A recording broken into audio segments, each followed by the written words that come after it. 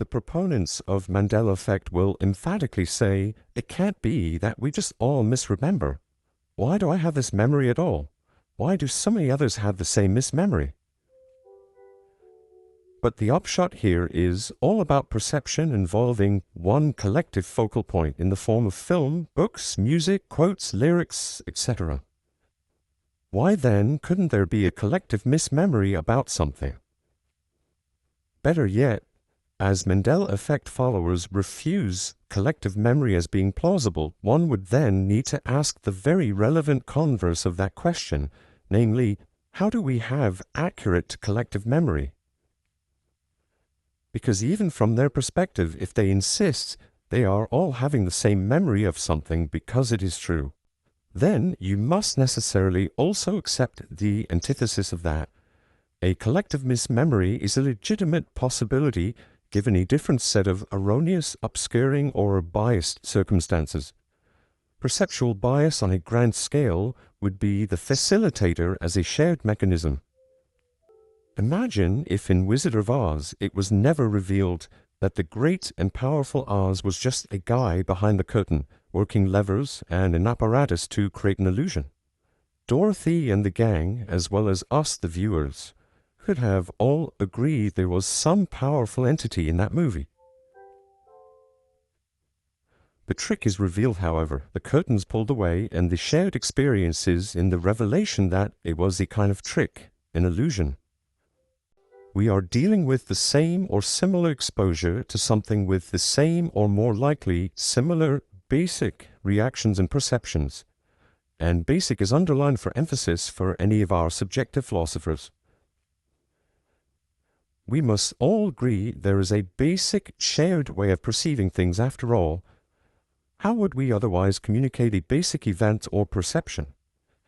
So there is a shared common response, inherent basic processing of details, as well as shared misapprehensions or misconceptions. Therefore, any flaw or fault in perception would also be a common trait, a bell curve of perception with all its traits, for better or for worse. Remember my mentioning of brain games? Let's think about this.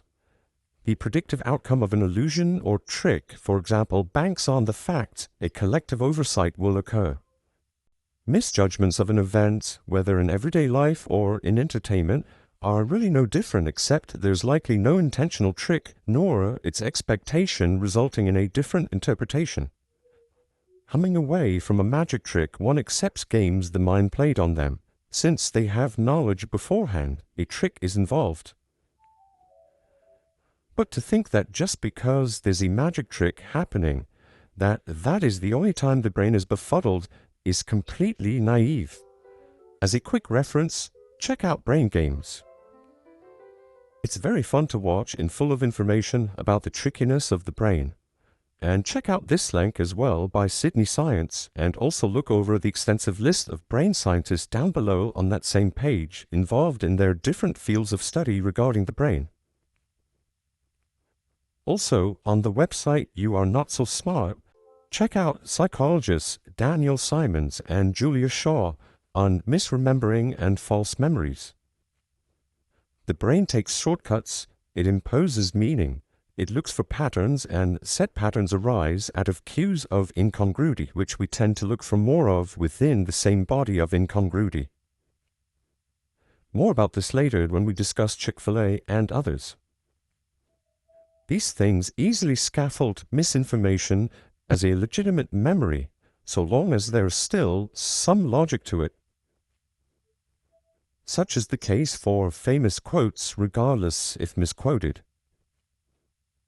So, the memory of Darth Vader saying to Luke, "No, I am your aunt by marriage," most likely would have never been mistaken for the actual quote. But inaccurate, however logical and poignant, in this case as something the viewer prefers to hear, "Luke, I am your father," is perfectly fine. Wrong, but fine in syntax and logic as well as its salience as an emotional response. And with a little research one realizes why it can be easily mistaken for the correct quote. Congruity and incongruity also play a major role in how we process information. In life, as in movies, which mostly mimic life depending on the genre, we expect congruity in language. Incongruity in language, whether it be in day-to-day life or a movie, which has temporarily taken the place of real life, results in dissonance. With the basic expectations of language ever present, anything that falls short of that creates a dissonance. A dissonance the mind will somehow rectify. We'll see more about this in the case of Forrest Gump, for example. Incongruity of that which is outside the environmental schema is actually helpful in selling product. Marketing takes full advantage of this aspect. We will see how this relates to things like Chick-fil-A. However, incongruity leads to more dissonance in certain scenarios. It does so if extreme or coupled with biased familiarity.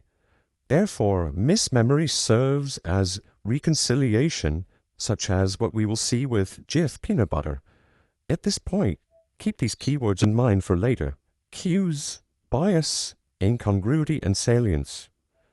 The larger the focal target is, such as a collective mass of viewership for television, then the higher the probability in a shared human experience, i.e., error in this case. A popular thing is a thing exposed to or experienced by a greater number of individuals simultaneously. The misinformation or bias-instigated misinformation, if any, is then naturally dispensed more or less simultaneously. The shared mechanism of error is inherent and processes basic things in a basic way. Expose the same variables to a mass of people and the volume of error increases. Although it's not to say error is based only on this mechanism of perception. Misinformation, as we said, plays a huge role. The collective memory formed is based on wrong information, but with an intact memory of that wrong information. So this rules out the notion of a collective, selective bad memory, which is most likely impossible, in favor of a collective mismemory. But again, I don't entirely do away with the notion of bad memory or confabulation at that, but mismemory is much more probable and of course quite common. The more homogenized our exposure to cultural events becomes, the more probability we have in a collective mismemory. This explains why we haven't had such a massive collective mismemory in history with of course this great of a world population. I can think of past events where misinformation was fully utilized through exploiting cognitive vulnerability. But it's not a coincidence this kind of mismemory with a world population this big belongs to the most technological and connected generations yet.